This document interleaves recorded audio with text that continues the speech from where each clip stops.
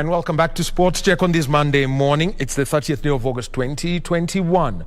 It's a day when the National Gender and Equality Commission is celebrating 10 years. And Timothy Kipdusu is our reporter there and he's going to give us that story. Plus, Benson Robert speaking to people who are involved in agribusiness, the cost of animal feeds and what it means for the country. We need to get into a Benson Robert will be giving us that story. Plus, Purity Musea will be catching up with the Cabinet Secretary for Health, Mutahi Kagwe, at around 1 p.m. and giving us an update on what the country's COVID-19 situation is in terms of, caseload plus vaccinations and also the management protocols. Right now, let's get into sport and have a conversation. I gave a hint about a sport that you can play anywhere, anytime, and the economic activity around it is worth 9 billion shillings at today's exchange rate. And this is from a PwC report that was commissioned, and that was about 2 years ago, and the growth is said to be phenomenal in the country. At that point, it was $83 million. Well, let's talk about esports, and we're talking about gaming. That is what you'd know. People who play with the consoles, on the computers, and different things. And to speak about that, we've got a professional gamer in the country, one of the best in the country. She goes by the name of Sylvia Wahome, but she uses the name Queen Arrow. Welcome. Thank you for having me on the show. Why the name Queen Arrow? In high school, I was a fan of the American TV series Arrow, based on the comic book character Oliver Queen. So I took his name Queen and his pseudonym as Arrow to make the name Queen Arrow. Now that explains a lot as to why anyone who's... anyway, when you look at the gaming and comics, they seem to go hand in hand. And then we've got an esports event organizer, Ronnie Lusigi. Ronnie, good morning to you. Morning to you, to Wahome. Yes. Let's start with this figure of 9 billion shillings, because the first time I think I got that report and mentioned it to me, and I read it and I said, wait a minute, I didn't think it was this big. That's a budget of a ministry in Kenya. 9 billion shillings. What's it all around, these 9 billion shillings? Yeah, thank you, Wahome. So basically, what you are looking at when you say 9 billion shillings, you are looking at the whole video gaming ecosystem in our country. Now, esports is just a part of it, which is now competitive organized gaming. So when you say the 9 billion figure, you are looking at people playing mobile games, you are looking at people playing PC games, and of course the most popular in our country, we are looking at people playing console games, which are PlayStation. So it's basically the 30 shillings, 40 shillings someone pays to go to a gaming cafe. It's the 100 bob or $1 that someone pays as a microtransaction when playing online. And it's the 6,000 one pays to buy a game, maybe FIFA. Holistically looked at now as a video game industry, it gives us the figure of 9 billion. But now esports is now the competitive side of this video gaming, which is now upcoming in our country. And talking about esports in the country, one, I think, phenomenon that really came up was Kenya were going to play against the Comoros, and you organized this contest between Victor Wanyama and Arnold Origi. What was the response to that? Because that's what we got on the screen. I mean, and thanks for sharing those videos that you gave to us. What was the impact of this on the general gaming industry when you've got the two internationals playing a football game on a console? The response first was very good, but it was also informed with the community. What you are trying to do for that time with the national team was to engage with this youthful audience, people who their first interaction with sport is digitally. A child will play football on PlayStation when he's 4 years before he's gone to the pitch. So we were looking at this youthful audience, and we streamed it on Facebook. It was a FIFA game, and we had over 25,000 people coming in to watch. And also we also had an advertiser there, so there was a little bit of revenue, but it was informed around that even it as a sport, when there are aspects about it, the physical sport, that you can learn from the esports side of it. So that's why we took our captain, Victor Wanyama, who's a very huge gamer himself, though a casual gamer, I would say, and also Arnold, who was returning at that time to the national team. So we were just trying to, at this moment, it is also being used to promote football as a sport, because if you stay behind, as the professional athlete will tell you, globally, simulation sports is very much behind, like fight titles or MOBA or first-person shooter games. All right. Now let's come to you. So they use the name Queen Arrow, and you're a professional e-gamer. How did you get into this, such that you earn a living by, you know, twiddling your thumbs on a console for quite some time? I've had the background in that I've been gaming since like I was 3 years old. I started with the old school duck shooting games and the 8-bit games like Super Mario and Contra, just to mention them. Then that's now through the influence of my elder brother and my cousin. Then we used to spend our holidays playing Mortal Kombat, Street Fighter, King of Fighters, Tomb Raider, and Tekken, just to mention a few. Then when I went on to uni, in 2017 I remember looking up gaming tournaments that were available in Nairobi. Then I saw that the East African Gaming Convention was holding the first Mortal Kombat tournament. I just decided to sign up on a lark because it's Easter holiday. Then as a student you have so much free time. Then I came in fourth in that tournament, and it kind of spurred my my love for competitive gaming, because I figured I have the time and I have the they have the energy, and I feel like this could just could spin into something more. Now here you are, you're a professional gamer. Then it means for you affiliation with the team that you've got, UU and UIU actually, UIU. UIU. Yeah. So here you are getting into this, and you actually do more of the fighting sport. How different are they from something, say, like football or basketball or motor racing?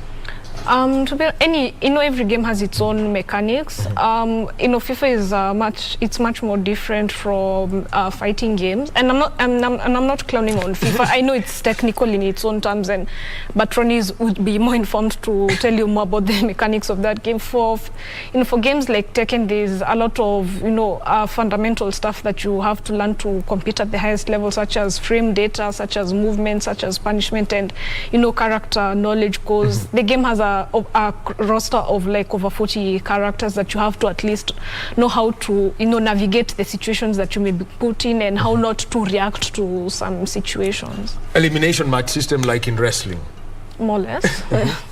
Now let's talk about this, Ronnie. From what you've seen from some of the videos that I've taken a look for the gaming for gaming in this country, how's the championship like? What's the reception?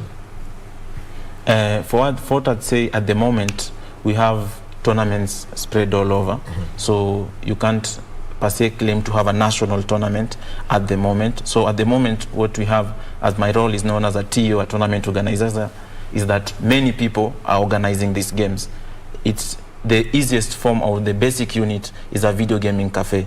If you go to the hood, you'll find that at least every weekend 1 or 2 cafes are doing a tournament. Maybe people register with 200, 300 shillings to play in it. Then once in a while now, we have the so-called mega tournaments, which in our country we'd say most of the time prize money will go to 250,000, sometimes to 500,000. Is that the entire pot for the winner? That's the prize pool. Maybe the winner would get, like, it's a big tournament, or the winner may get like 100K in that, and maybe the runners-up 50, and then now you have game titles. In that, when you have a prize pool, now esports is not just a single sport. It's like in sports we have football, boxing. So if you have a prize pool of 500, you'd say maybe for this game, because it has more registered players, maybe I'll put the winning prize higher, and with this game I'll put the winning prize at this level. But basically now the most popular one is simulation football. Well, we shall be simulation football. Everyone's somehow in love with it. And for you, let's now talk about keeping this going at the local level vis-a-vis outside, playing online, because those are the available platforms for you at the moment. What are the opportunities for gamers that are there at the moment? I'd say there's opportunities to be had in professional gaming. For someone like myself, I'm a professional Tekken player, but I haven't just put all my, my eggs in that, I'd say, particular box. I'm also a content creator. I create content on Twitch and YouTube. There's the stuff like the ad revenue and the views, which translate into additional revenue. I get people who subscribe to me on Twitch, which gives me more revenue. And on top of that, I'd say I've built a brand for myself just being, just as Queen Arrow. As Queen Arrow. Yeah. Now, the other thing that everyone's talking about are the social risks that are the risks around gaming. The fact that it can be addictive. The fact that if you get into fight sports, have we got into a level like we see out there where people are, actually now move from the console into real life challenges as they go through the various, what do you call them? The various levels of the game? Okay, to be honest, I've had those concerns, especially from the older members of the society. Yes, I'm not cloning on the olds, but these are some legitimate concerns, and I feel that in games like FIFA, unfortunately, they have microtransactions, and the game is some of these games are also designed in a manner that's meant to induce maybe the player to purchase microtransactions, but that's in the online mode, and which I find that it can be very potentially problematic, and not even in the competitive games, even these adventure games like Assassin's Creed. Also the game is designed to induce you to. It can induce you to make microtransactions if you want to make progress, and that's where I feel those are the valid concerns pertaining to problematic gaming, and I feel that this is where regulation, self-regulation of the industry needs to come in, and especially from a legal perspective. Just to add on that, I actually want to come to you on that. Okay. How then do you talk about this? Elaborate about these microtransactions that are there. That basically you still want to go that one extra level. How's this inbuilt and how does it work for that industry? So on that regard, Wahome, just start on the concerns that you had raised, and just to say, too much of anything is bad. Last week you were here with people who play chess. You called it the clever man sport. The game of the kings. The game of the kings. Yeah, it's a game for kings and generals. Now, too much of chess means that I won't eat. It means that I'll spend a lot of time seated, which may be not good for my back. So it's the same to electronic sports, that if you do it in a regulated manner, you avoid such things.